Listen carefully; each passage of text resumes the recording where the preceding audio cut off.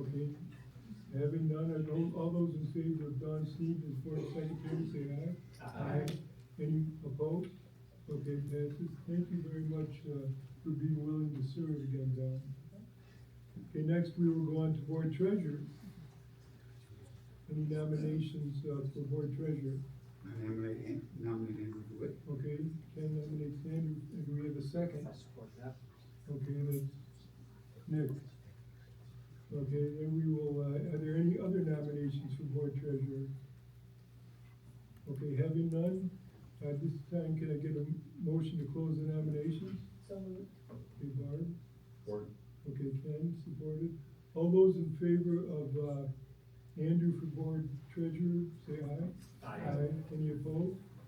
Okay, that passes, so Andrew is our board treasurer. And then next we go to board assistant secretary treasurer. And I would like to nominate, Ken for that, Ken Hall. I support. Okay, supported by Nick. Second. Okay.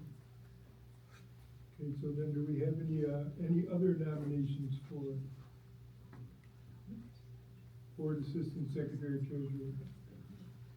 Okay, all those in favor of Ken Hall for, board secretary treasurer? We'll have to close. Close, close nominations, okay. Can I get a motion to close the nominations? So moved. Support. Barb and Dawn. There you go. There you go, Barb. Got it. Okay, all those in favor of Ken Hall as the board secretary, say aye. Aye. Secretary, Assistant Secretary Treasurer. assistant secretary treasurer, aye. Any opposed? Okay, that passes unanimously. Thank you very much, Ben. Okay, we are now past the election of officers, and we will now go to board recognition. I'm gonna turn that over to, Dr. Bendinger. Thank you. Our first recognition night is actually our Board of Education. It is Board of Education Month. We want to celebrate our board. We want to do it all year long, but they set January aside just for you. So we have a small token of appreciation that's in front of you. If you need a different, you can have a different logo, but if you need a different style or something, let us know. We can do it from there. But thanks for all your the meetings, the many communications. Obviously, there's a lot that you do behind the scenes, not just here. It's appreciated, and I can tell you, we've been on a long journey as a really team, and we're in a really good spot. So thanks for all you do. I just want to appreciate all the work and everything you do. So thanks to the board. Thank you very much, Dr. Bendinger. Next up, we have recognition of our boys state champion water polo team. Before we do that, I would like to turn it over to Mr. Glass to say a few words before we turn it over to Mr. Clark. All right, so I get to be up here to recognize Ben. He already shared with me how excited he was that he showed up without him knowing. So not somebody that puts himself in the spotlight a lot, but he has been recognized as the Region 4 Athletic Director of the Year. So congratulations.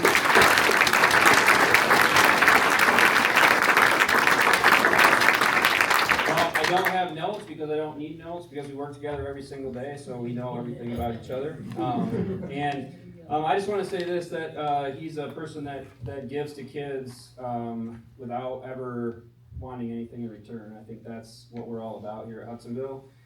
He's done some really new things with like JVB football games that has not really been done before to get some extra kids who don't maybe get to play a lot, some opportunities to play. We've opened up some extra lower level teams to keep more kids engaged at Hudsonville with athletics. So kudos to him and thinking outside the box where a lot of other ADs would say that's more work for me, that's another night for me.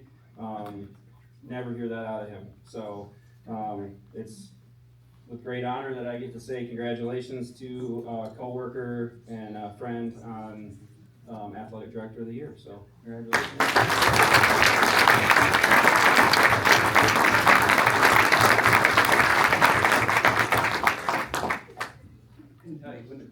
At least you found out a couple minutes before. Yeah, I was like, where are these Wireless coaches?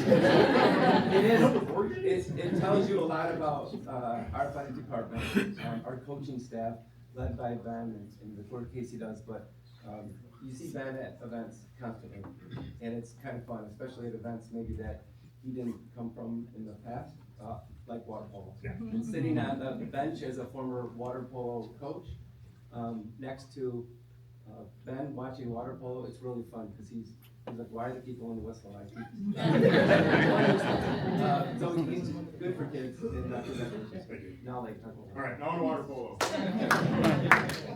You can make an argument that our boys water polo team is probably the most successful team that we have in our district. They've won 5 state championships since 2019. I think going into a lot of those state tournaments, they would be considered the favorite, the contender, at least in the mix to win it all. And I think what's really cool about this year's team is that wasn't their story. I think when you go into the state championship tournament, with Ann Arbor Pioneer in the quarterfinal, we were probably the only people that thought we had a chance at winning that game. So to win that, and then to go on and beat Rockford in the semifinal, which again was probably we're the only people that thought that could have happened, and then to knock off the undefeated Genesee Granville Co-op.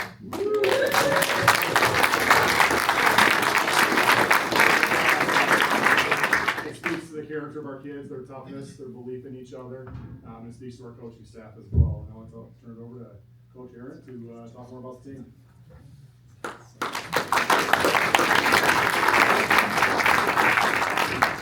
Yeah, I just wanted to say a quick thing here about, these kids put in a tremendous amount of effort. As Ben just mentioned, we did not come into this tournament as a favorite. In fact, we were the worst seeded we ever come into this tournament. But it shows just how hard the kids worked, that they persevered, and we were able to come up with a championship.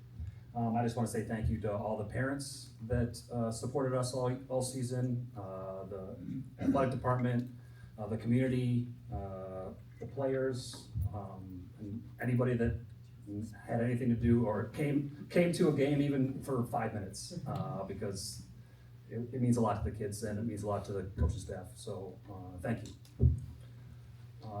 Now I know that we have some certificates for all the players, so I will list the roster here. So when you hear your name, come up here, and Dr. Van Jekyll. You should know what to do. They were given directions. Yeah. I gave them many directions during the season too.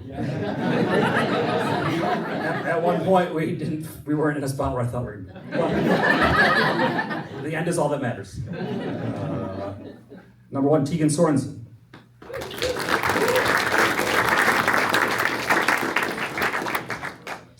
1A, Ryan Wiles.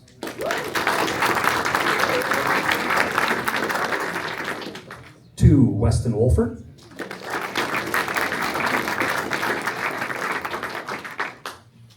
3, Trevor Rowling.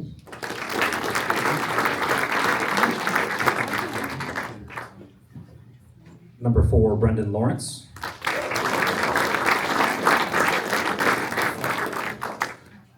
5, Lucas Rivas.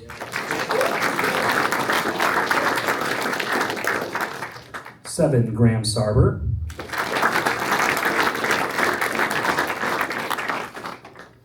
8, Connor Kilgore.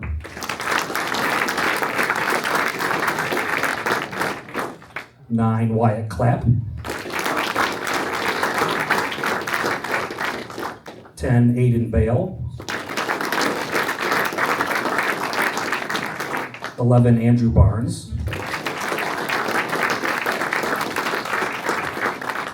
12, Jack Lanning. 13, Graham Johnson. 15, Matthew Lawrence. 16, Luke Meerman. 17, Nolan Williams. 19, Will Hemmis. And 20, Caleb Bearclaw.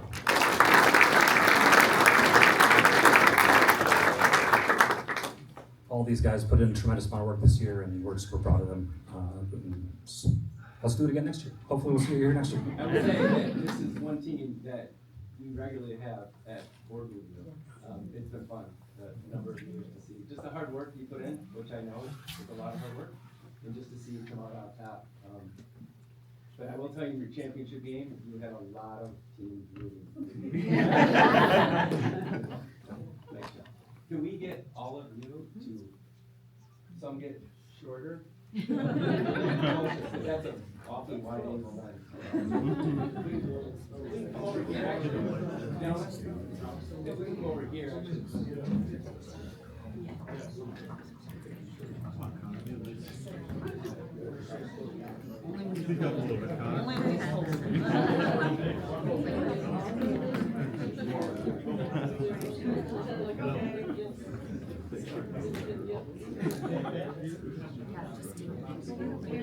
Thank you.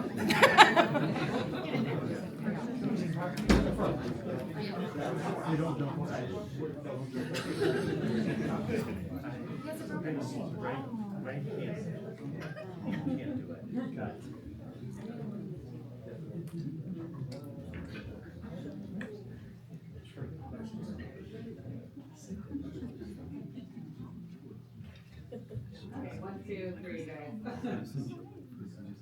Got it. Nice job.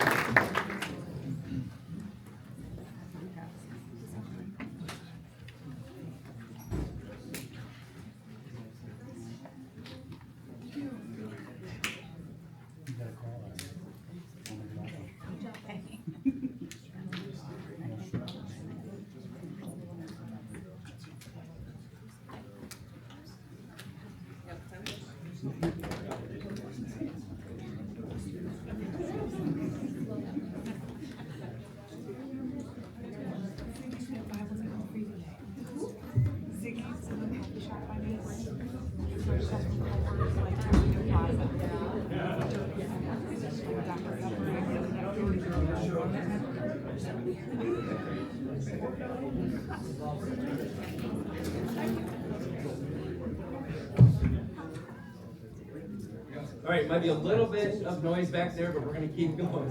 So, going. I'm gonna turn on Mrs. Taylor and talk about. So, as you may remember, last year in the fall, you all took a course called Fashion Design. And so we have the privilege this evening to hear from our teacher, Ms. Bellinger, and 3 of your students who have been engaged in that course.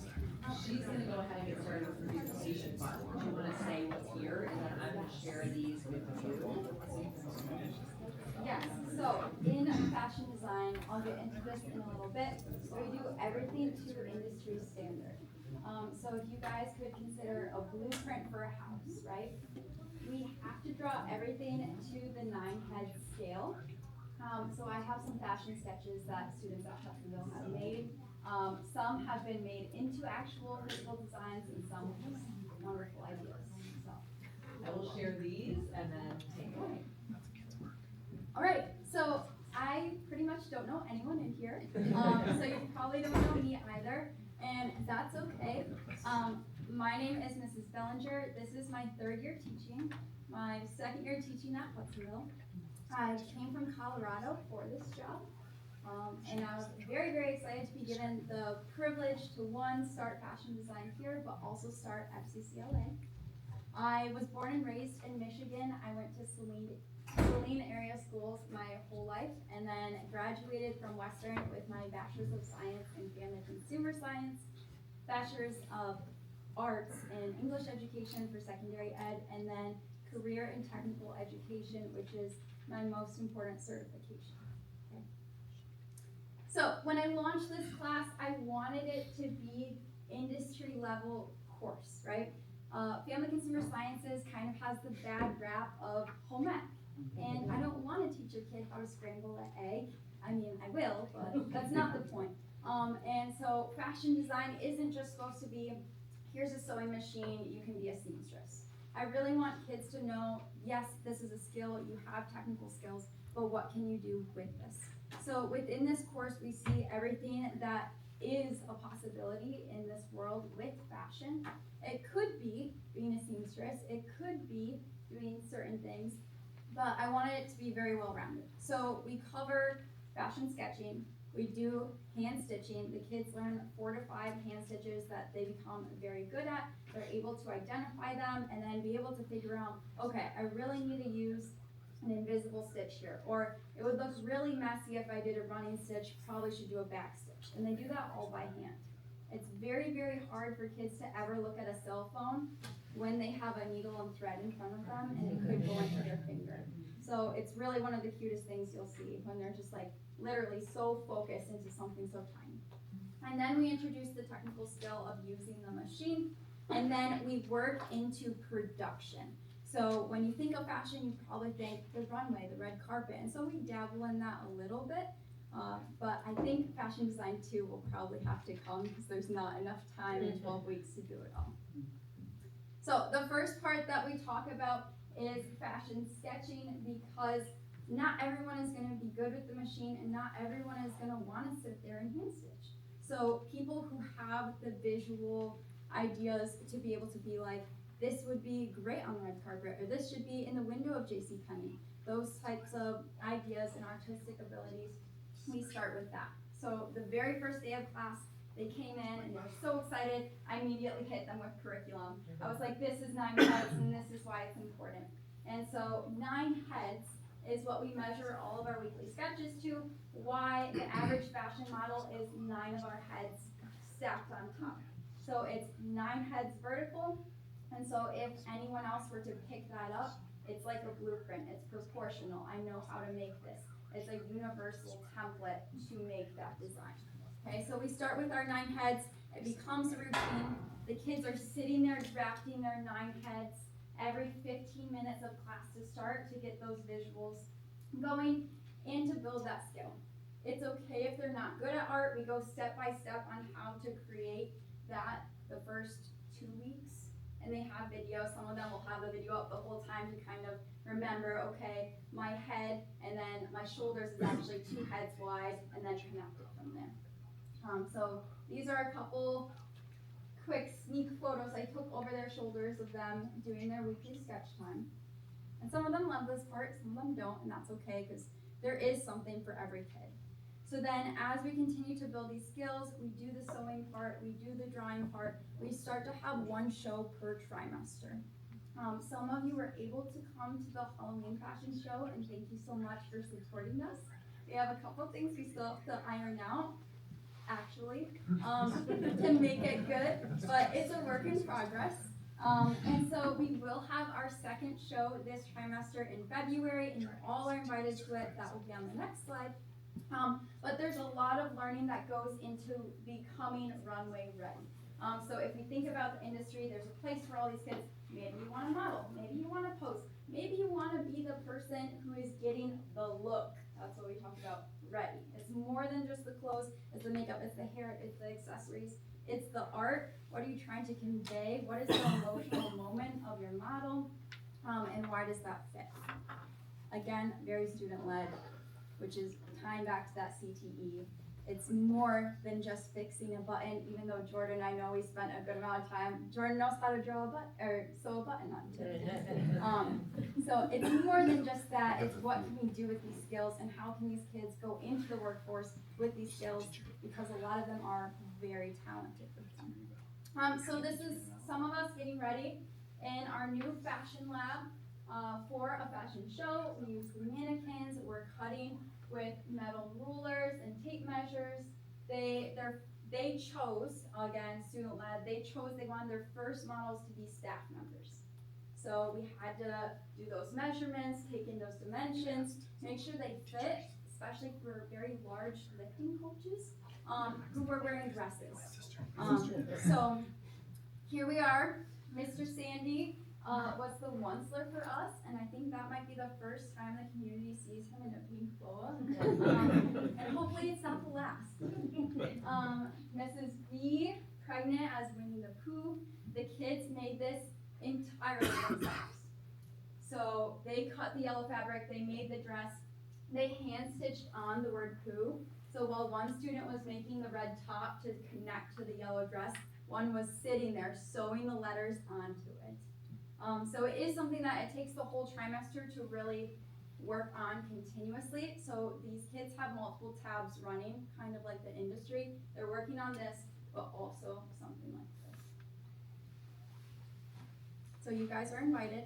Our second show will be Fashion Over Feelings. We're looking for romance. We're looking for warm color schemes. It doesn't have to be lovey-dovey. It could be breakup, right? So we talked about all of those things. And we have over 90 kids in fashion this trimester. So we have to have 2 shows. So first trimester I only had 1 class, and that was great for 1 show. Now I have a Civ Plus, and so we will have 2 shows. And so there will be 1 show during seminar, and models will be staff, but students have also chosen to ask their family members to be models. And so I do have a couple community moms being models this trimester, and other students are also going to be models. So it is very exciting and allows for us to connect with each other too. Okay. And then lastly, tying into this, so I've started teaching kids in the community more about fashion, more about sewing. I've also started FCCLA, which has, and in case you're not familiar, FCCLA is the National CTSO for Family Consumer Sciences. You're like, what is that abbreviation? Career and Technical Student Organization. So my end goal is for Family Consumer Sciences to become a CTE certified program in Hudsonville. Lindsay Slotak and I, who was formerly O'Gorman, are both CTE certified, and we would love to receive Perkins money for maintaining our culinary lab and our fashion lab and building up our program, giving us the things that we need. And so one of those steps is being able to plug in this intercurricular student organization that allows kids to take their skills to the second step, right? At this conference that we're attending at the end of February, we have Hudsonville kids competing against all other kids in the state of Michigan in any family consumer science category. That being said, I have a student competing in fashion sketch. So they are going to go in a room with judges. The student is going to sit down. The judges are going to hand them a prompt and start a timer. And our Hudsonville kid is going to make a fashion sketch timed. And it's going to be compared against the rest of the kids in the state that compete in that category. I hope we can take home the gold because this kid is a genius. But they are also competing in fashion construction. And so what that looks like is they have to sew something, create a project, but then document the cost, the time, who they want to market this to, who they think would buy their product, all of those things, and then present it in front of a board very similar to this, which is way scarier for a 17-year-old. And so they will be doing that, and then we'll have their project set up on a mannequin in the room as they compete. We have a student participating in repurpose in design, which I have a student who has thrifted vinyl records and is turning them into a purse. And then their project gets compared for technical skill and her oral presentation against the other kids in the state. Again, if we win gold or they take a certain amount of silver, we get to qualify for nationals, and that means we get to go to Orlando with those kids and compete against every other state for these categories. So that's the next step. That's where I see fashion going. There's not enough for me to just teach in one trimester, so I do see a fashion too. But most importantly, I want fashion design to become a CTE certified course so that we can build on that and push our kids and add that rigor. Yes, I want them to be able to sew on their buttons, but I also want them to see that not everyone is good at this. And if this is something they are good at, there's a spot and there's a place for them and there's a job for them. And they don't have to be good at the sketching if they hate it, and they don't have to be good at the sewing, but all of them have their own talents, and some of them change which one they want throughout the trimester, and that growth is really beautiful as well. Okay, so I do have 3 of my fashion kids here with me, and they're gonna give a little personal testimony, and/or can answer any questions that you have about the course or how they feel like it's going from their side. And so you guys can come on up here. They also brought some of their sketchbooks, and so you guys can give those to them and we'll pass those around as well. Ms. Bellinger, can you remind us the grade levels that? 9 through 12. 9 through 12, Yep. thank you.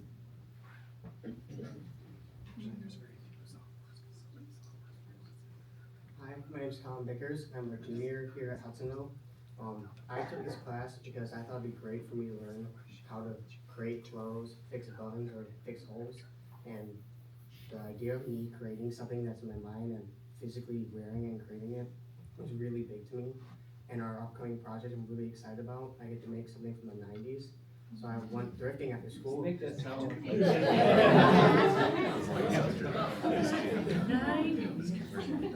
So I went after school today, go thrifting to pick up all my materials. And I'm really excited to start all these projects and show people what I can do. I'd probably go to my closet and get some of the stuff. Any questions for me?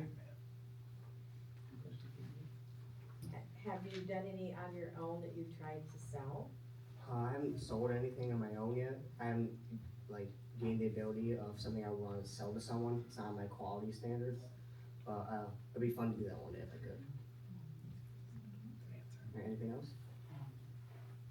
All right. Hi, I'm Molly Kim, and it's my first time like standing in front of them. I'm like a little nervous. But well, so the reason I joined fashion design is because when I was like really from a young age, I grew up with like having a mom of a clothes designer. So I wore lots of clothes that she designed for me. So because of that, I had like was really interested in fashion and had like a lot of curiosity of designing and making clothes. But I didn't have like a lot of experience or like time to like take like class that related to it. But I was like really glad when I heard there was like fashion design coming out. So that's why I like joined this fashion design. And as I expected, it's like really fun. And I really like the project that Ms. Bellinger is doing and we're doing. And we have like an upcoming fashion show, as you mentioned, and I'm like really excited for that and looking forward to it. And I really like how I can learn different skills, like lifelong skills, sewing things and like using sewing machines, and how to design clothes, because like I'm really interested in that. And it's like one of my favorite hobbies. And that I really take time with. So, any questions? Or You're in what grade? I'm sorry, what grade? I'm a freshman. You're a freshman? Yeah. So if there were a second class, you would take it? Oh yeah, definitely.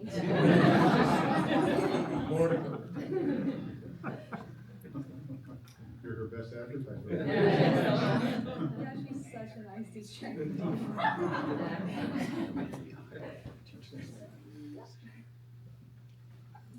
I'm Kerrigan Hussey. I'm a senior, and honestly, there was no reason why I took this class. I need to fill in space, and it was a new class, and I was like, you might as well, let's do it. And I'm actually really glad I'm in this class because it is great. Not gonna lie, I've had a few holes in my pants, and I can do that myself instead of nagging my mom. So that's really nice to know and do. We actually, one of our first project was we made little hand stitch like dolls almost, or like plushies, whatever. And that was really fun to make and create, and then take home and be like, wow, I'm really proud of this that I did, and I got to do that myself. And if I wanted to, I can make another one because I know how to do it. But yeah, this class is super fun, and if I was still around, I would so do it again if I could. But yeah, questions? Do you see, you're a senior? Yes. So do you see application as you go, wherever you're going, college or wherever in the future? Yeah. There's the practical, but. Yeah. Who's showing Mr. Beal how to sew a button? I don't know that. This is Bellinger. Oh. Right from the expert. And I had some help It from was a some demo, and then we critiqued his sweater, how it was made. They poorly. Really It's a great sweater with bad buttons. reputable brand. Yeah. Horrible craftsmanship. So we had to seam rip every single button off, and then we showed every table, this is a bad button, this is a good button, and then how do we make that look like that? It's fun. Well, thanks for all of your work and for not being as comfortable speaking publicly. You all did wonderful.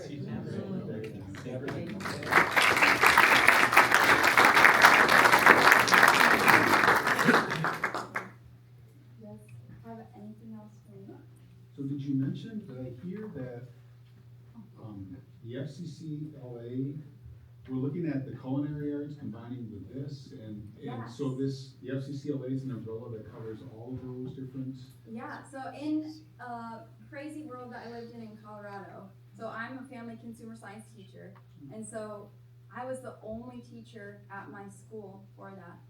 So we had block schedule, which meant I had 7 preps. I taught relationships, catering it was called at that school, fashion design, housing and interior design, child development, adolescent development. I had 2 others. It was kind of a while ago, and I had a pregnancy, so it's cool. But I taught a lot of things, and so all of those things, technically, the 3 of us in our department at Hudsonville, we could pass between each other. Okay. There are things that we specialize in or prefer, but yeah, so I also do teach foods and nutrition at Hudsonville, and I do teach personal health as well.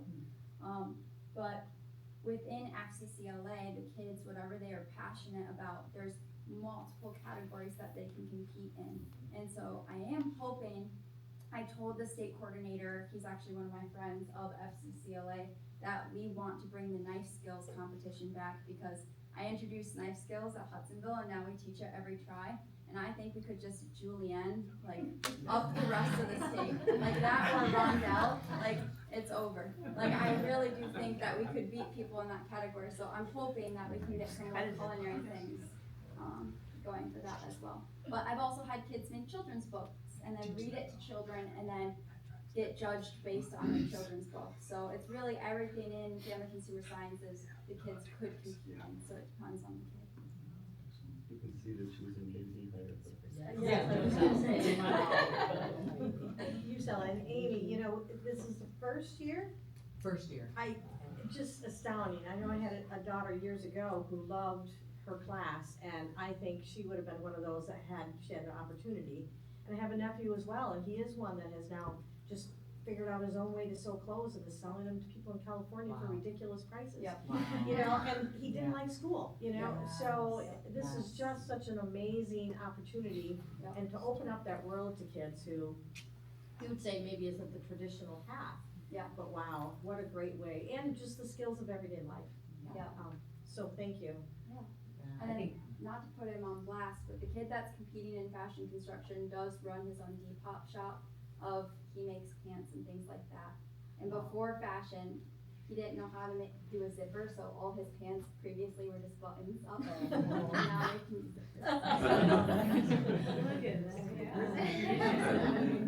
Nothing against FHA, this is not your grandmother's FHA. Nothing against it, that's totally fun and great, but we want kids to be employed, we want them to go into the industry, we want our kids in New York, there are so many doors that this could open, whether it's fashion or culinary, or housing and interior.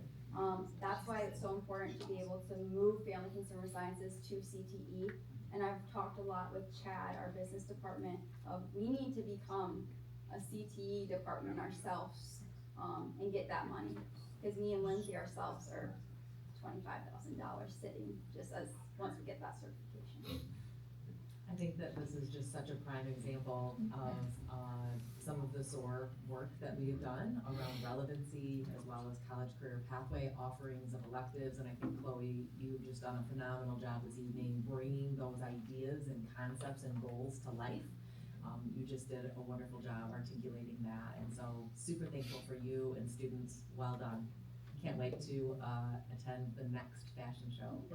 February 17th, I'll go back real quick. We'll make sure we get up to the board too. Yeah, wonderful. Thank you. Thank you guys.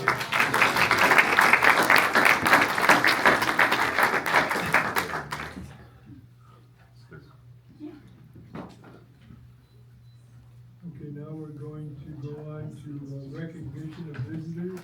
Do we have any, hearing of people present, do we have anyone around? Okay, so no one signed up for that. So next we will go to action items, the consent agenda. We have a motion to approve the consent agenda items. So, Andrew, do we have a second? So, Dawn, any discussion?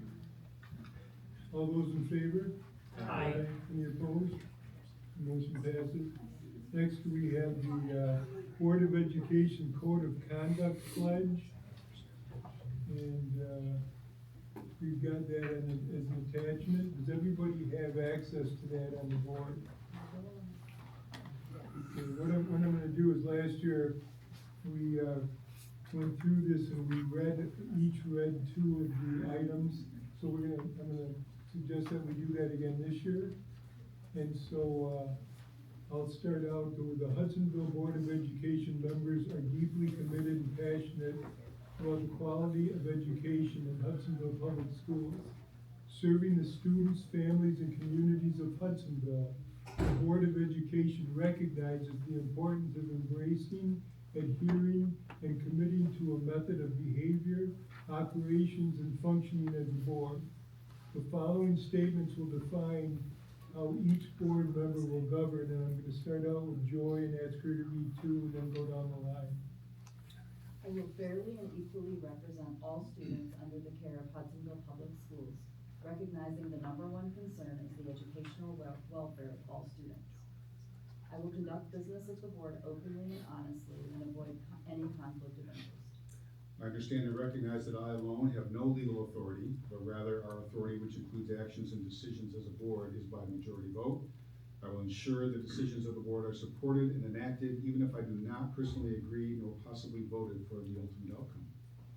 I understand my role as a board member centers around hiring and evaluating the superintendent of schools and developing the school board of education policy.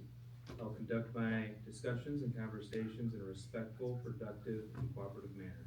I will listen to understand my perspective. I will prepare for and attend all possible meetings. I will be committed to the growth and development of my skills as a board member by attending local, state, and national learning sessions when practical. I will respect and adhere to all legal constraints of Michigan and federal laws. This includes protecting the confidentiality and privacy of students and employees. I will recognize the integrity and positive contributions of past board members and consider prior work before enacting new policies, regulations. I will provide support for the superintendent and employees of the school district and ensure they are able to perform their responsibilities in a professional manner.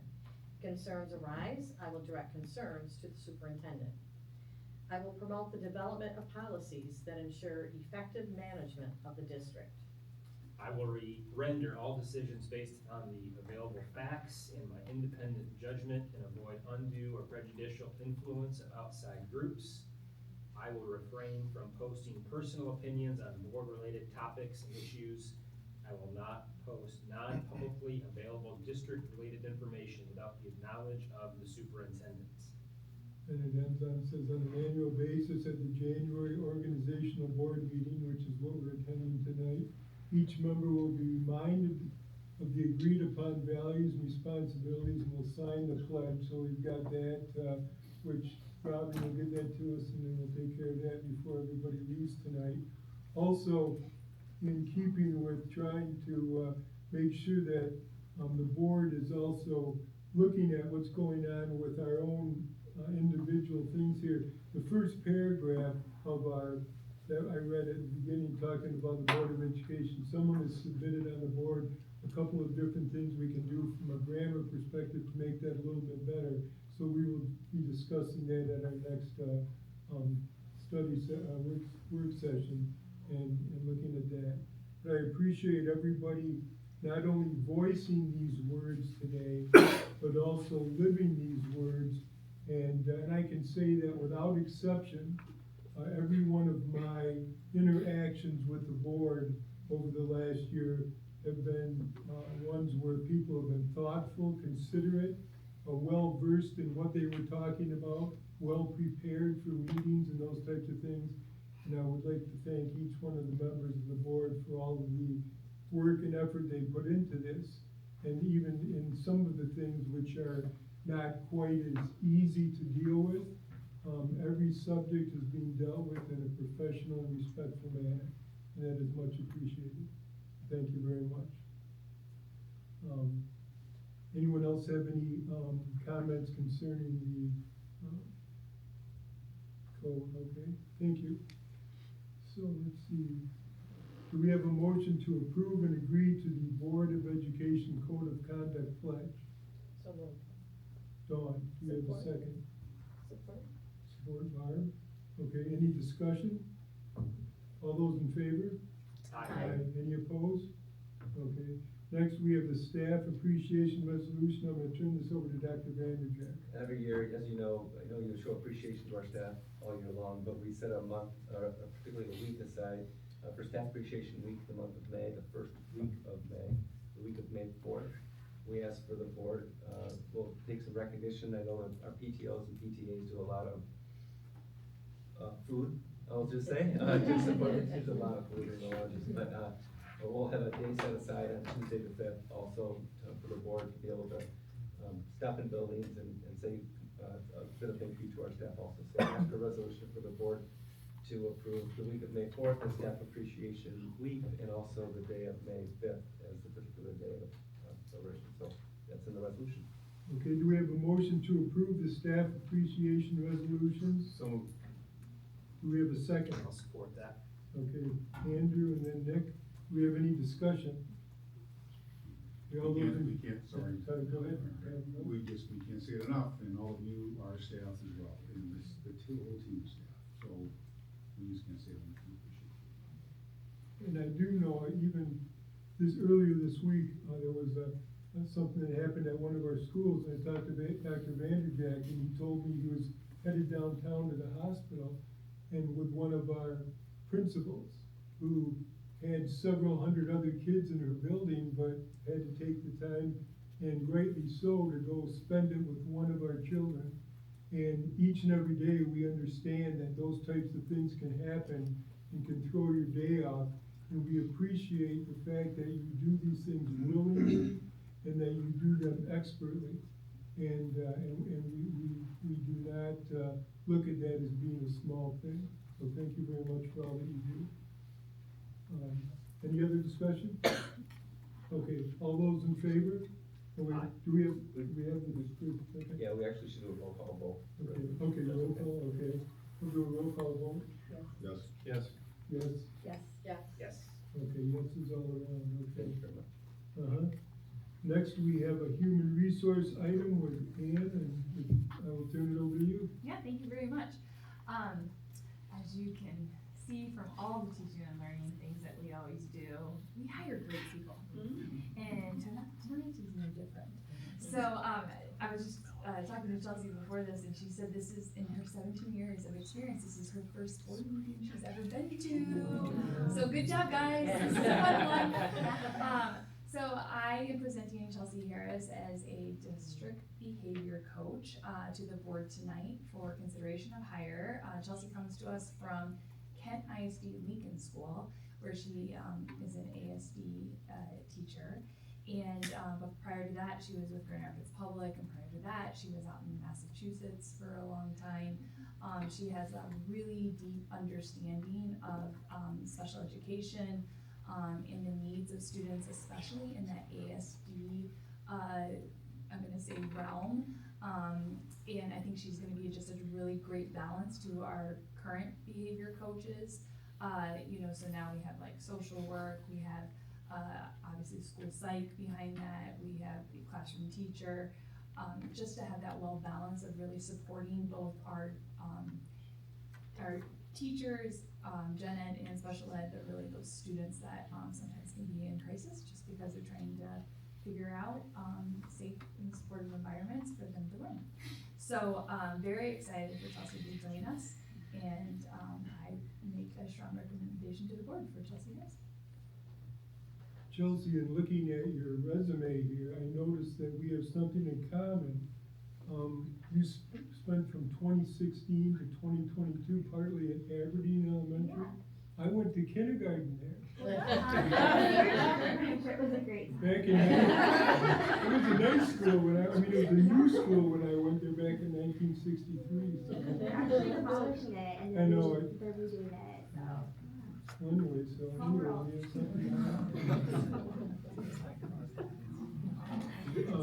Let's see, so are you ready for us to? Yes, please. Okay, excellent. Do we have a motion to approve the new hire recommendation as presented by Ann Armstrong. So moved. Andrew, do we have a second? Dawn, any other discussion? I mean, I presume no one else went to Aberdeen. Did anyone else? Okay. Just so you know. Okay, all those in favor? Aye. Any opposed? Okay. Welcome aboard. Mr. Anderson, did you go to Aberdeen down there? What's that? Did you go to Aberdeen? No, but I lived nearby. I used to play basketball at outdoor courts in the summer. There you go. They were out of the wind there, down from that hill, so. Okay. So quick question, Ann, so this will be a district-wide resource, correct? A district-wide position. Yeah, it's an existing position. If you remember, we had a school psychologist position that is very difficult to fill, and so we had an internal staff member that felt like that was a better need that she could put her skills back into, and so we just did some shifting. We have a really great staff that will move around where they're needed, so yeah, and it's awesome.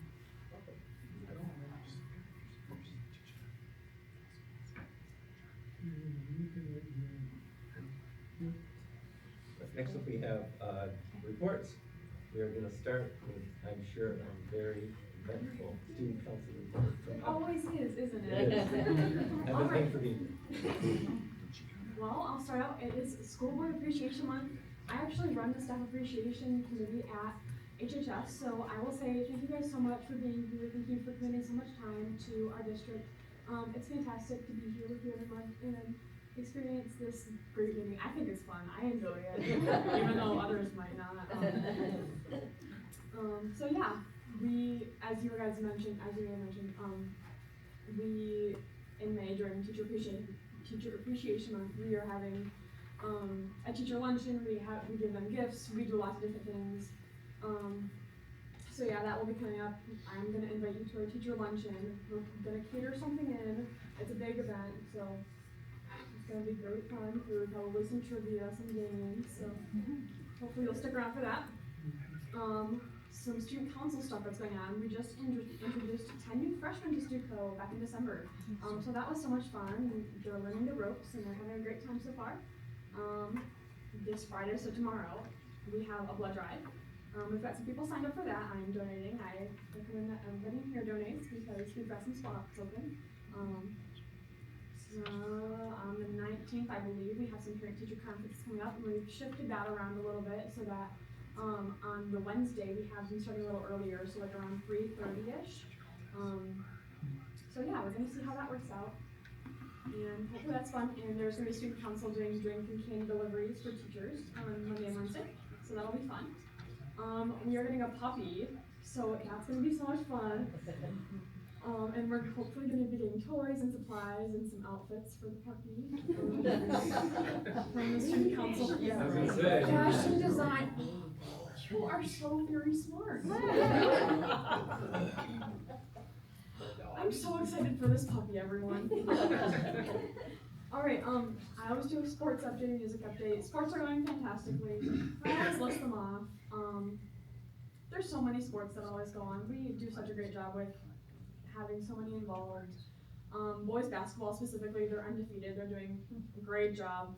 And girls wrestling, they're doing a great job. They're always placing at the top of their weight classes. So yeah, they're a small group that kind of goes unrecognized sometimes, but yeah. And then musical auditions, those were this week. They wrapped up last night, and the cast list is being posted tomorrow. Yeah. So those are my sports. Yeah. I will. But yeah, that's my student council report. Do you have any questions? Nope. All right, thank you guys. Thank you. And the musical is? Cinderella. Ooh, everyone should come. It's in March. I will send you dates through a mass email. And Eva did tell me that she's tried out for a part. She's not sure what she's gonna get, but she told me I could find out if I paid attention to the Hudsonville Choir Facebook page tomorrow. Or yeah, hopefully tomorrow. Hopefully tomorrow. We'll see. So if you want to know, that's where to go. Or the Instagram. Or the yeah, but that's your actually. But it's more fun that way. Hopefully you have to wait as long as everybody else to find out. Yeah. I don't get that part. Perfect. Now, we have some building updates tonight also. We did make a slight change to, technically the agenda, even though I didn't ask you for a meeting. We're gonna, ask Mr. Waldy to give an update from Georgetown first, that kind of relates a little bit to the fashion design puppy. I don't know about the fashion design part, but yeah, I'm glad to hear that Evan is so excited for the puppy that the high school will be getting. I brought our dog, Georgetown's dog, with me tonight. She's back here sleeping. Her name is Rue. You're welcome afterwards to come back and visit with her. I will say she gets much more excited with adults than she does with the kids in the building. She does a great job every day with us. And I know you're not gonna take her home, but I always explain it. She lives with me. I'm not her handler at school, but she comes home with me, and I always explain it. It's very much like the kids.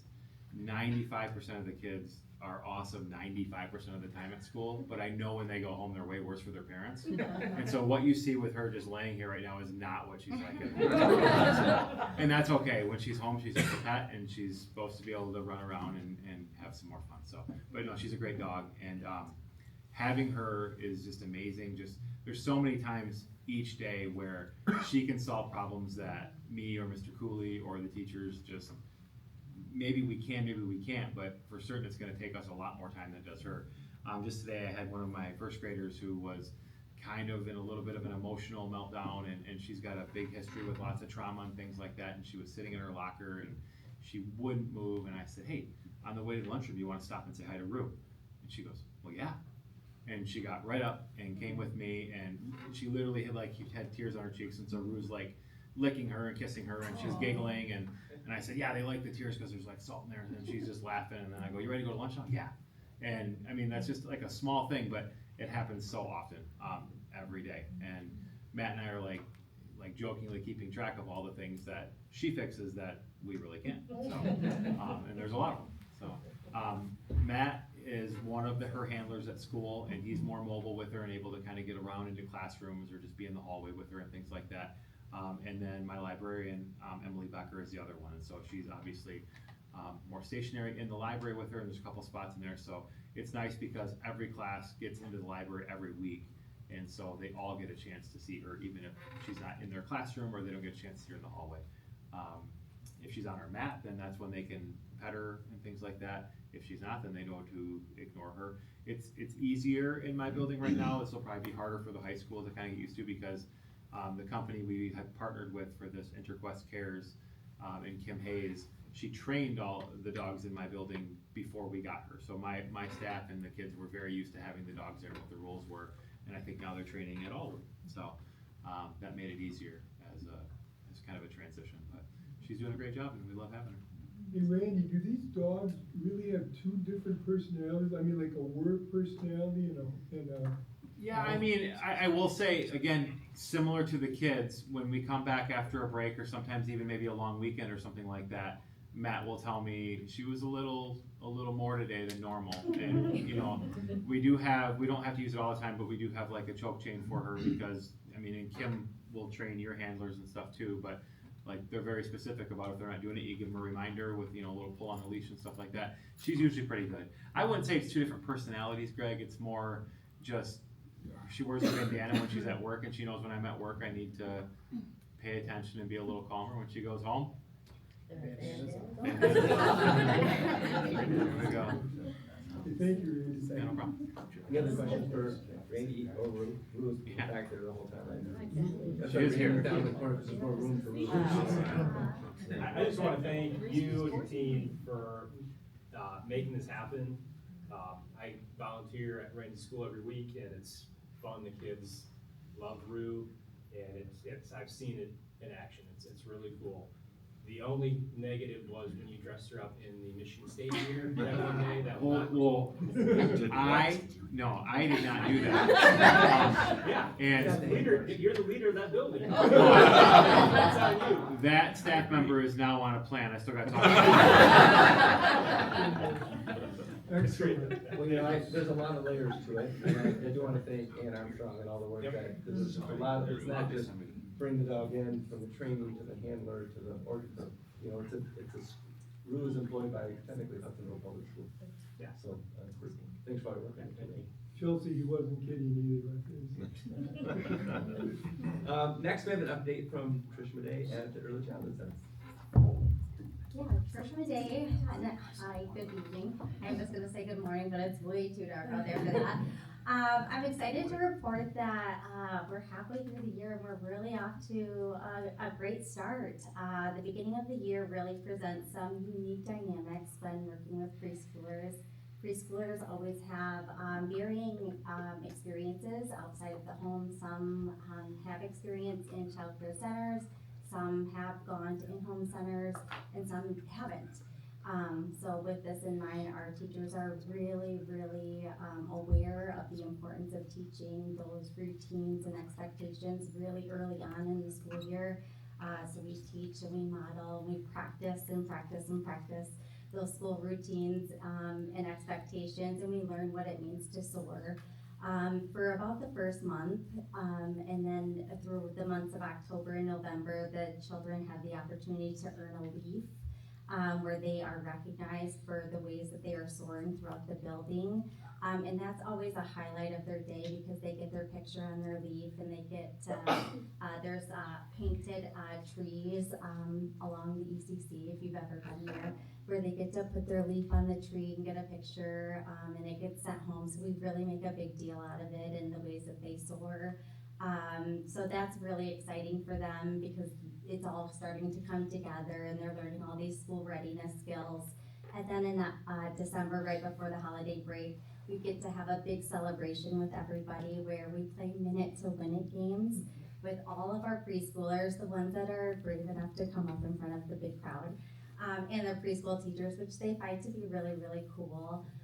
So that's always a fun highlight of the year because they really see all of their hard work paying off, and then of course to have that freedom of coming up and having fun with their teachers in a different context is always a fun celebration. So that's something that I really value, and it really speaks true testament to the hard work that the teachers are doing each and every day.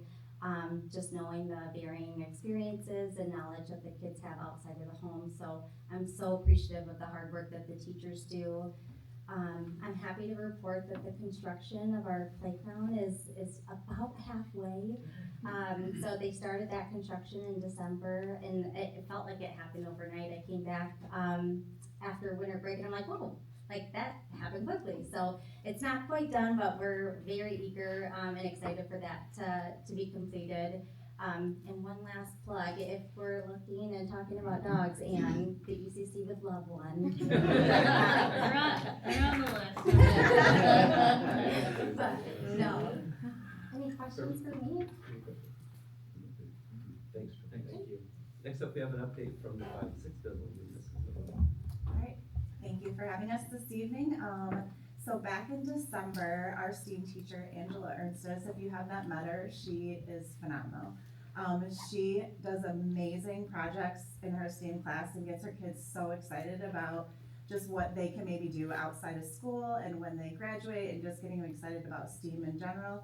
And so they were working on a project in STEAM Maze where they actually chose to work on how to make things in our community more accessible for people with different needs. And so they were creating wheelchairs and doors that could be in homes out of recyclable materials, and then they were creating motors and like using technology to operate these different devices that they were making. So 6 students were chosen and they got to go to Lansing in December and they shared their projects with some state legislators, the House of Representatives, there's some representatives there.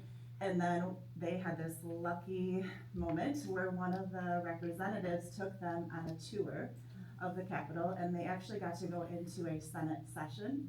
And so that was super exciting for them. So on top of getting to speak with different schools around the state, parents, and some really important people in the state of Michigan, they got to go and have just this a really cool experience. And so that's some of the great work that our teachers are doing, looking for just different ways to get our kids excited about learning and how they can maybe use that after they're done with school. So She's done a really great job.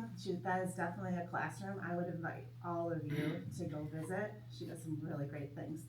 And then at the end of this month, we would like to invite you all to come to our music showcase. It's on January 29th. We also have a phenomenal music team. And so our orchestra, choir, and band teachers will be having our 6th grade students perform for all of our 5th graders in our gym. This is the most students we have had at the 5-6 building, so it will be a tight fit, but you're all welcome to come. It is one of the biggest highlights of our year. So our kids show off what they've learned. It's actually pretty impressive how much they've learned in about 6 months in those music classes. And it really gets our kids excited for scheduling for next year. So that is right around the corner. So coming back from break, we're ready to schedule for 26-27 school year. So do you have any questions? Is that during the day or at night? It is during the day, and it's right away at 8 o'clock. Okay. Last but not least, Mr. Beal at high school. All right, thank you. I'll start by saying thanks to Amy for choosing to highlight in the teaching and learning feature tonight fashion design and Mrs. Ballinger specifically. So it wasn't that long ago since it's Board Appreciation Month. Thank you to all of you board members. Wasn't that long ago that you approved Chloe's hire and then approved her passion project of starting fashion design here, and now to be in the middle of the year seeing all of the fun and excitement and interest that's generated in that course. It reminds me of kind of the whole philosophy of trying to make sure that we give opportunities for students to get connected in school. It doesn't always have to be sports. Sports often is something that's easy to highlight and gets a lot of the attention, but it's also fine arts, it's also esports, it's also science olympiad and robotics, and things where students get a chance to shine and get excited about school that maybe wouldn't otherwise have had that chance. So thank you to the board for all of your support, specifically for fashion design, but really all of the programs that we want to highlight at the high school and give students an opportunity to get connected and really enjoy their experience. So thank you. December, some of the fundraisers and fun that we had before break were very successful. Our Families in Need projects at the school store sort of pushes with coin wars and really trying to make Christmas better for families that in need in the community were very successful. We also raised $2,000 for our adapted programs at the high school with our holiday card sales. So someone told me that number and I thought that was impressive, so I wanted to share that with you. Also, now that it's 2026, we're starting the discussion about scheduling for next year and those kind of discussions, but also it's the graduation year for our seniors. 2026 is here, and that countdown starts to begin, but there's a lot of fun milestones still left, right, Evan? Yes. I'm waiting. Thank you. Graduate, but I'm excited to do all the things between. That's right. There's a lot of fun left, including the musical, which we'll all be at. So thank you for your report and covering pretty much everything else. But we're excited to be back from a nice long break, and there's a lot of fun that January, February, and beyond brings, and it's going to be a great rest of the school year. So thank you very much, board. Any questions, Mr. Beal? Right, just a quick update for myself. You'll get plenty of information tomorrow, but traditionally at this meeting, we also kind of asked somebody to serve in the capacity to be on our foundation board. Last year, it was Joy who served on the foundation board. I think she's willing to do it again, but I just, as a board, is there anybody that has a burning desire to kick her off her spot and see if there's gonna be a vote for somebody else? Not a decided vote. Thank you, Joy. She does a great job, so. It's been really good. I just want to make that clear. And then also, we'll send an email out about committees. We have a finance committee. We have a policy committee, which does not have as much of an undertaking as it did last year. So thanks to those policy committee members from last year. And then we have a HR committee. So we'll send that out. If there's something that you have a burning desire to change or that you want to still be a part of, just provide some feedback, and then I'll work with Mr. Chansky to make sure everybody has a spot to serve in the capacity. It's always good to be able to have those conversations both. So that's fine. Yeah, I think those subcommittees worked out extremely well last year, and I want to thank everybody for working in those, and everything go very smoothly. Okay, at this point, I'm gonna go around and see if anyone on the staff, I'm sorry, I should have said that, that's right, I was gonna start with Mrs. Thomas. Mandy, if you wanna. Sure, and thank you to the board, knowing it's Board Appreciation Month. I know that you've made several decisions over the past several years and more recently around just careful decisions around, funding to make sure that we can continue to support special education programs and mental health access for kids. And we know that those are both very dear to my heart and work, and I appreciate that that's just, an area where you have shown unwavering support, so thank you for all of that and the work that you do. Good. Knowing that it's January, I just wanted to share, as our kindergarten through 8th grade students come back to us, they enter a season of testing for our benchmark assessment. This helps teachers make some new instructional plans as well as intervention options for kids, but it also helps us evaluate our goals at an interim checkpoint. And then our teams will move into what's called data dialogues. Those are called different things at different levels, but these are really important decisions for making sure that kids that may need extra intervention get those opportunities at the middle school in the form of a class and at the elementary level in terms of intervention groups that occur during the school day. I think that's all my updates. Thank you. Thank you, happy birthday. Happy birthday.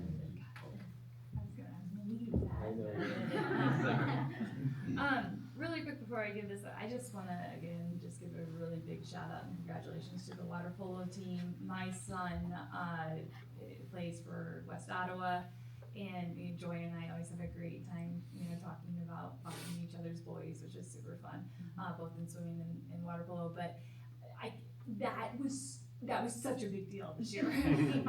The team that had been #1 all year, just, I don't know, Grady and I sat in my mother and father-in-law's kitchen with our phones watching that game, losing our minds. And it was just so exciting, and I just really want to congratulate them again, because it was a really great thing, and there were so many teams that were excited about that. So anyway, but I thank you for the principals for giving me a good, talking about 26, 27, because over break, I talked with my husband Mark, and I said, I'm just really gonna enjoy this quiet, because as soon as we go back, it's 26, 27, and it's on. And Robin and I have this sheet that Robin and I work very closely on, and over the break when we were working, I was like, I'm doing it, Robin. I'm making the 26, 27 one. And we got oh gosh, here it goes. So just really some exciting things, signing up for, some really great job fairs, obviously reaching out to some of my friends that let me come and talk to the college classes. And then one of the things that I started doing, thanks to Chad Seitzma over at the high school, is last year I went in and spoke in his college and career exploration seminars. So I really appreciate that. At the high school, so I spoke last year about careers in education, not just teaching, but also just all the things that we all do, really push finance, and things like that in the district, and then I'm gonna do it again this year, so in 4 to 6 years, it might pay off, so, always looking forward in the human resources department, so, thank you. My battery is not working, so I'm gonna borrow yours.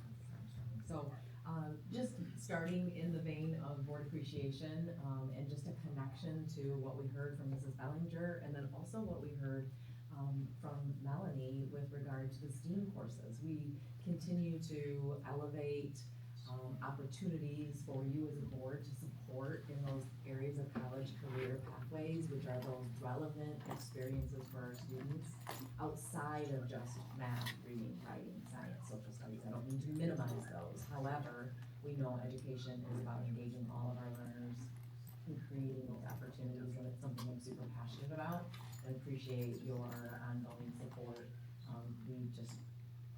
You just all approved 7 courses in December for next year, and so that's an area that I feel proud of. I also think that there's a lot of work that we can continue to do to grow into those areas, so sincere appreciation for that.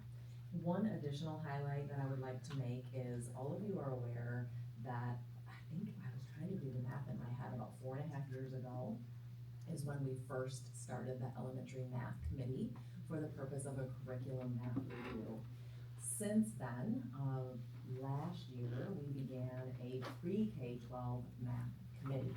And so that was always the vision, is to really create this district-wide, under district improvement, math committee from, so pre-K teachers, first grade, second grade, all the way up to high school math teachers are in the same space, looking at data, outcomes of our students in the area of math, learning from processes that the elementary math committee had gone through, as well as always just living into continuous improvement. We know we score well. I share that with you annually. We do well, but we want to do better. That is who we are as Hudsonville teachers and administrators, and so that's the space really that is the foundation of that pre-K-12 math committee. So as part of district improvement, our structures are that those committees, which actually Mr. Hegel and Mr. Szymanski are the chairs of, and then other administrators that sit on that are Jordan Beal, Ryan Crete, and then Laura Beckett. So that's our administrative group. And then there's about 25 teachers, again, pre-K-12, that are in that space. Special ed teachers, resource room teachers, you got it. So in the recent district improvement update, I thought I would just take a minute and share some of those highlights. So pre-K-5 is really on a good path of, this year we're focusing on assessment and data. Gathering data within Bridges and really refining those assessment practices so that our pre-K-12 math district improvement team has quality data and trend data moving forward to say, is what we're doing working? What might we need to adjust? From a 6-8 level, based on some of the feedback from that committee, 6-8 teachers in the math department have been working on really ensuring that whether they are teaching 6th grade at the 5-6 building or whether they're teaching 6th grade at Baldwin Middle School, that they are in alignment. So the same content, knowledge, and skill for a 6th grade teacher is, or excuse me, a 6th grade student, they receive regardless of who their teacher is. We want to make sure that that is consistent. And so our 6-8 teachers, through our PLC process, our professional learning communities process, have been diving into that work in meaningful ways and just doing a great job. 9-12, this fall, it came up that we have some teachers at the high school who are really passionate and excited about thinking about the latest research and instructional practices in our math classrooms, similar to the ideas that elementary math committee elevated about what do we want our student experience to look like and sound like in math classrooms, and making sure that that's research and evidence-based aligned. And so 9-12 math department met in the fall and said, I think we want to start exploring what our current curriculum strengths are and what our needs might be in that particular area of elevating the instructional practices in our classrooms. So what does that student experience look like? How are we teaching problem-solving skills? How are we engaging in the mathematical practices of not just doing math, but thinking math? And so that's really the work that 9-12 is focusing on. In addition then, because of that, a 6-12 team of math teachers will come together next Friday to begin some of that thinking around what do we want the 6-12 values and beliefs or student experience vision to be in the area of math. We'll begin that work with them next Friday, as well as then really diving into what are our current curriculum resource strengths and what needs might we have in order to begin to have that vertical articulation of some of not just content, but really those skills that live within that content area. What questions do you have? Is Bridges through 6th grade, 7th grade? Through 5th grade. It is through 5th grade. It is through 5th grade. My son was asking, is Bridges in 6th grade too? Yeah. So, Mr. DeWitt, you bring up a good point. We also are intentionally, I could talk all night about this, and I won't, I promise, but we are intentionally doing some work as well with 5th grade and 6th grade teachers, because 6th grade teachers have an interest in learning what are the models that you're teaching in 5th grade, because we're getting those students. We want to make sure that that's a fluid transition for them when it comes to models that we use to solve problems. And so there's intentional instructional coaching and learning labs going on in those ways, and we envision that that will continue to go up as we go. So could we add this as a work session item, just to, what I hear is great work, it's evolving, it's maturing. Somewhere in the next, I don't know, 6 months, perhaps we take a closer look at this in a work session. So one of the things that we have coming, if if Stephanie Fast has not reached out yet to you, but board appreciation, one of our visions for that is to invite some of you into our Bridges math classrooms. So you can sit alongside students during workplaces, to just experience what math classrooms look like, sound like, feel like at that level. And then our teaching and learning feature in February will be a culmination and a revisit of probably some of the pieces that I'm sharing here tonight. And then I wonder, based on that, if that might guide what other information might you like to learn about after that teaching and learning feature, and we could see possibly Dr. Vanderbeck where that might fit. You should have got the email from Mrs. Fast today. Yeah, that's good, that's tactical, I've been there already, that's all good. It's the strategy, it's the approach that. Got it, so the I'm district interested in improvement as we go. lens of it all, Around absolutely. mathematics, that's what I'm talking about. Thank you Yeah.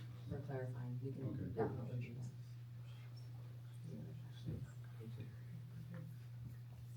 Thank you. I would like to just take a moment, first of all, to thank the board for just supporting and engaging and really living into strategic planning. It really sets Hudsonville apart and just gives us a guide. I mean, it sets direction, and we so appreciate having direction. So thank you all for that. I'd also like to highlight the custodial maintenance department this month. They've had some change, if you haven't heard. But I feel they're really a reflection of the Hudsonville community at large and the staff.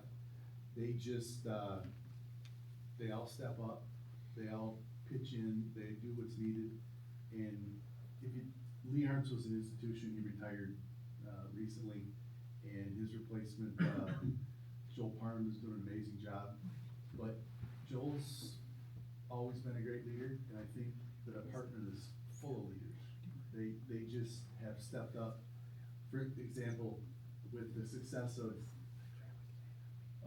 fall teams and fall teams that use our space, it's tough to get them to come out of the woods on a Saturday.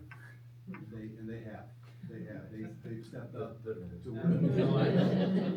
It's not easy, Dr. Benedict's right, it's not easy. But they've come in, they've done extra things to support the change in leadership.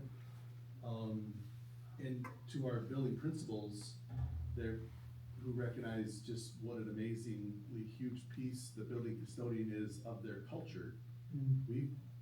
People have moved, and it's been tough. So we've had, they've wrapped her up, come around that and supported new people coming into positions and people that were, I would say, institutions like, some people have worked in a building for 3 decades, Jeremy. I mean, it's a long time, yeah. And so, they've supported that and made that work. We just have amazing leaders everywhere in this district, and it's all about the kids, and they really are supporting the kids. So I just want to thank all of them in that department and everybody else for supporting them, because they're just one of the many things that makes Hudsonville a great place to be a kid, be a staff member, be a community member. It's well done. So thank you.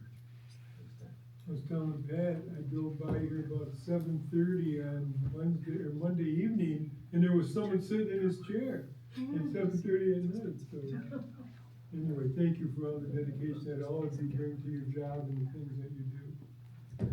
At this point, I'm going to go around and we'll start with Joy and see if there's any comments from the board. No, just happy birthday, Mandy. Thank you. Enjoy the rest of your day. Just a couple of comments quickly, because I know we don't want to get going, but a few of you have touched on it tonight, strategy, which I've heard it around the table a few times. It takes a teacher with passion, and a principal with passion, and staff with passion, and so forth. It also takes that working in conjunction with strategy. And I'm glad you brought it up, Ms. Taylor, that what we saw tonight was a passionate teacher, but also the outcome of strategic planning over the years. Just like the fine arts program was 15 years ago and where we're at now. And as you said, Mr. Briggs, it takes people, it also takes that an intentionality of strategy. And so this is strategy and work, and at work, and this is what's so important. So thank you for all of that. The other thing I'll mention real quickly is, a lot of noise around education at the state and at the national level. A lot of noise. 3-1AA was the most recent, type of that noise. So what you all deserve and what our community deserves here at the local level is a board that works well together, is professional, is respectful, supports our superintendent, works in collaboration and in tandem with our superintendent, and I look forward to continuing that as we go into the new calendar year this year. So that's it. Thank you. Ken said it and I wrote it down, passion. Tonight we saw Mr. Farkas, the passion, the extra things that he does to make our sports athletics teams what they are in tandem with our coaches. We saw the water polo team, all the passion that they have. We saw Ms. Bellinger and everything that she's doing outside of the box to create opportunities for kids. We saw it with Rue. I mean, there's so many things that we do in this district that are just full of passion, and it's really cool to see. It's really cool to be a part of, especially the kids in the buildings. I want to say a couple things about the parking lot aids at the Div 6 building. Speaking of passion, so before break, I mean, it was like blowing snow sideways and freezing cold, and there's 2 women every single day that are standing out there, smiles on their face, waving and welcoming our kids. It's cool. It's awesome. Tuesday, it was pouring rain. It was like rain came out of nowhere, and they were sitting there with umbrellas, smiles on their face. It makes my day every single day. So if you could share that, that'd be awesome. And just in terms of that passion, I just want to thank all of you, because you are all leaders in this district. You're all leaders in these buildings, and it's really up to all of you to channel that passion and to cultivate it. And I think you're doing very well. So appreciate it. Lighter note, geez, Andrew. There are summer science applications are due before break, and we have a parent meeting this week. We're evaluating students. They've got 50-some kids apply, and looking forward to that. Gonna have a great group of kids. It's gonna be another great year. But we've got meet and greets and interviews and application reviews and all that good stuff coming up here in the next month. So back at it. So, thanks. Andrew and Ken said it very well. It's the people that make the difference, and we have certainly seen that tonight. You guys didn't have the opportunity to see the sketches. The sketches that they passed around for the board members were phenomenal. But I was just blown away. And of course, Chloe, I mean, her passion for teaching, who wouldn't want to be in her class? I'd like to sign up. It was just incredible. But truly, it's the people that make the difference, and you all do such an outstanding job every day. Because your job is not easy. We have many challenges, and students have many challenges compared to even 5 years ago. So what a great job. And Chelsea, welcome. You've made a great decision. This is the best district. Yeah, it is interesting, because the word that popped in my head was the word extra, and it's just like, did we all read the same page before? No, we did not.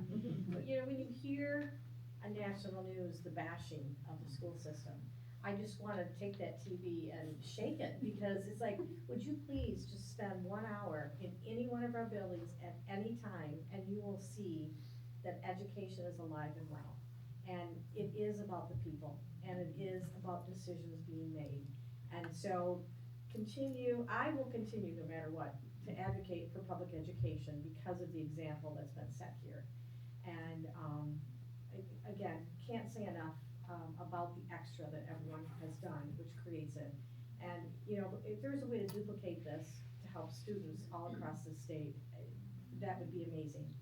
But we can't make clones of all of you, so that's not possible.